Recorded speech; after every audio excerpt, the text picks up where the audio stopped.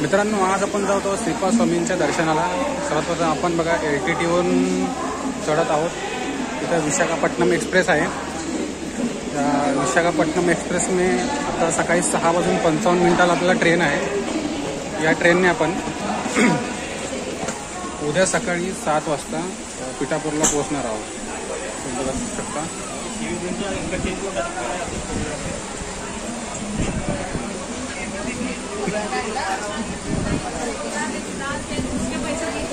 इथे आपलं सीट आहे आणि आता आम्ही प्रवास करणार आहोत श्रीपाद स्वामींच्या दर्शनाला। तर चला, तुम्ही माझ्यासोबत राहा, शेवटपर्यंत तुम्हाला श्रीपाद स्वामींचं दर्शन घडवतो। भगवान दत्तात्रय जगोद्धारासाठी इसवी सन 1320 मध्ये आंध्र प्रदेशातील पूर्व गोदावरी जिल्ह्यात पिठापूर क्षेत्री अप्पलराजू आणि सुमती यांच्या पोटी श्रीपाद श्रीवल्लभ नावाने प्रगट झाले। दत्तात्रयांचा हा आद्य अवतार होय। त्यानंतर कारंजा क्षेत्रात श्री नृसिंह सरस्वती या नावाने दुसरा अवतार घेऊन अद्भुत असे चरित्र दाखविले। श्रीपाद वल्लभ हे श्री दत्तात्रयांचे कलियुगातील पहिले पूर्ण अवतार मानले जातात। कुरोपूर म्हणजेच कर्नाटक येथे त्यांच्या पादुका असून अनेक भक्त दर्शनासाठी तेथे जातात। श्री गुरुचरित्र या ओवीबद्ध ग्रंथात त्यांच्या काही लीला वर्णिल्या असून हा ग्रंथ दत्तभक्तांचा वेद मानला जातो।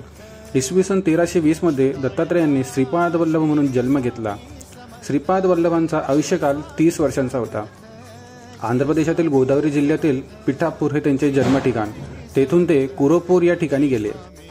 त्यांना अलौकिक बुद्धिमत्ता लाभलेली होती। आपल्या भावंडांमधील अपंगत्व दूर करून त्यांनी मातापित्यांची चिंता दूर केली। त्यांनी जगन्नाथपुरी, काशी, बद्री केदार या तीर्थक्षेत्रांना भेटी दिल्या। 30 वर्षे ते गुप्तपणे गोकर्ण महाबळेश्वर येथे राहिले। त्यानंतर ते श्रीशैलावर गेले। त्यांनी संन्यास घेतला नव्हता। ते बहुधा अवधूत वेशाने राहत असावेत। श्रीपाद श्रीवल्लभांना श्रीधर राज शर्मा व रामराज शर्मा हे 2 भाऊ होते आणि श्री विद्याधरी राधा आणि सुरेखा या 3 बहिणी होत्या।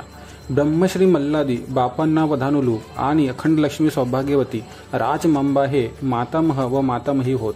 श्रीपाद श्रीवल्लभांच्या चरित्राची रचना शंकर भट्ट या कर्नाटकी देशस्थ स्मार्त ब्राह्मणाने संस्कृत भाषेत केली आणि नंतर त्याचा तेलुगू भाषेत अनुवाद केला। ही तेलुगू अनुवादाची मूळ प्रत उपलब्ध आहे। श्रीपाद स्वामींनी भक्तांना दिलेली आश्वासने। माझ्या चरित्राचे पारायण होत असलेल्या प्रत्येक स्थळी मी सूक्ष्म रूपात असतो।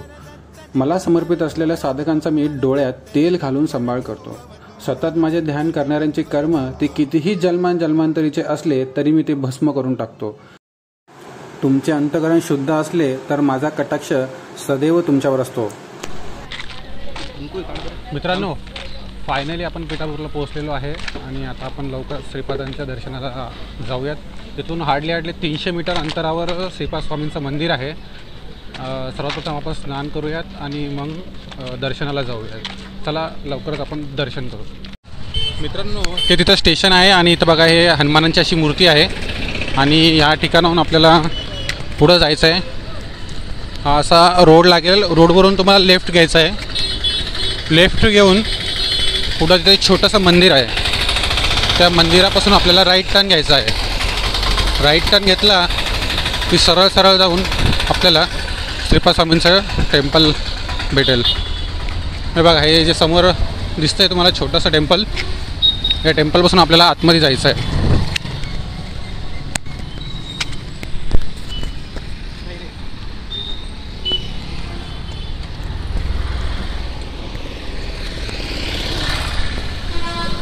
हे बघा, या टेम्पलपासून आपल्याला राईट टर्न घ्यायचा आहे आणि इथून सरळ आतमध्ये श्रीपाद स्वामींचं मंदिर आहे।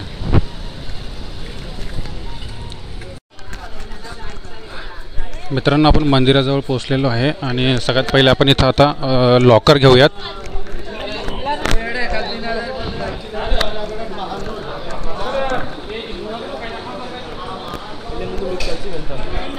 इथं आल्यानंतर सगळ्यात पहिले आपल्याला लॉकर घ्यायचं आहे। इथं आल्यावर तुम्हाला लॉकर रूम भेटेल आणि रूमची व्यवस्था इथंच होईल। इथं तुम्हाला आधार कार्डची झेरॉक्स घेऊन यावी लागेल। आधार कार्डची झेरॉक्स दिल्यानंतर तुम्हाला लॉकर्स आणि रूम अवेलेबल होतील। आपल्याला लॉकर मिळालेलं आहे।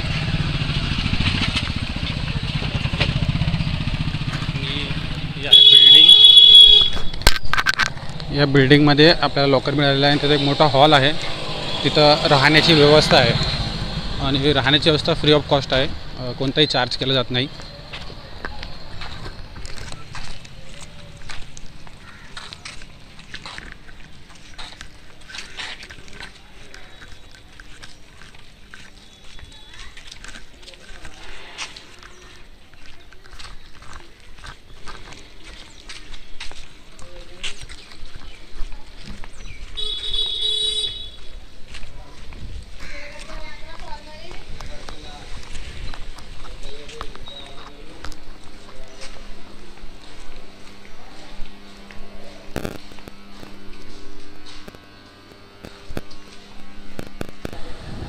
आपल्याला लॉकर मिळालेला आहे आणि हा हॉल आहे.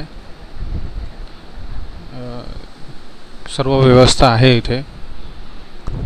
आता आपण फ्रेश होऊयात आणि मग दर्शनाला जाऊयात. सृष्टिकर गुरु विश्वंभर, गुरु विण नोहे साधु मुनि जन, गुरु विण साहू कैसे जीवन, गुरु विण नाही नर नारायण, चरिताचे कर पारायण, गुरु विण नाही नर नारायण, गुरु चरिताचे कर पारायण.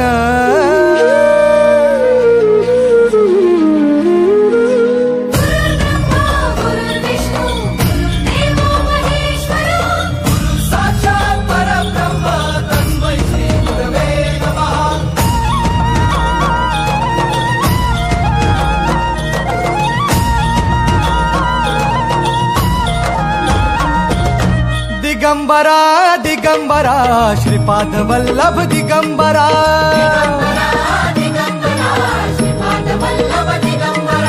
प्रथम अवतार दत्त गुरूंचा जन्माला पिठापुरा,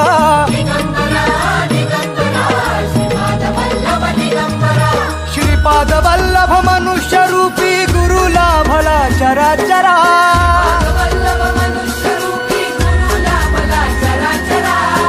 विजयी भव दिग्विजयी भव श्रीपाद वल्लभ दिगंबरा,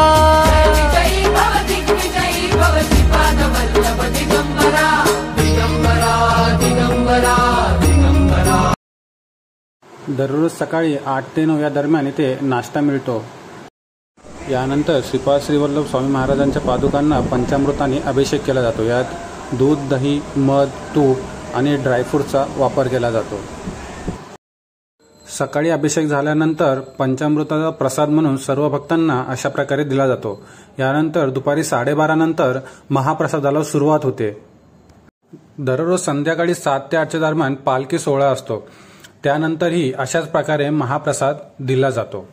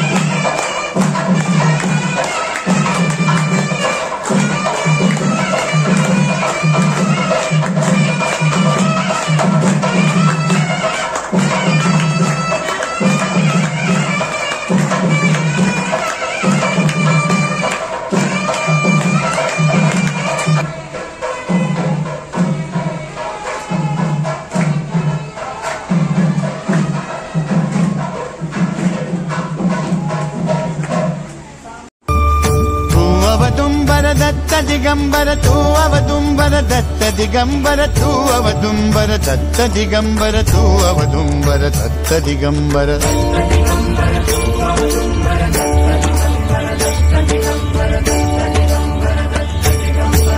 अवदुंबर दिगंबर त्रिलोकधारी श्री स्वामी समर्थ त्रिलोकधारी श्री स्वामी समर्थ श्री स्वामी समर्थ श्री स्वामी समर्थ श्री स्वामी समर्थ श्री स्वामी समर्थ श्री स्वामी समर्थ श्री स्वामी समर्थ श्री स्वामी समर्थ श्री स्वामी समर्थ श्री स्वामी समर्थ श्री स्वामी समर्थ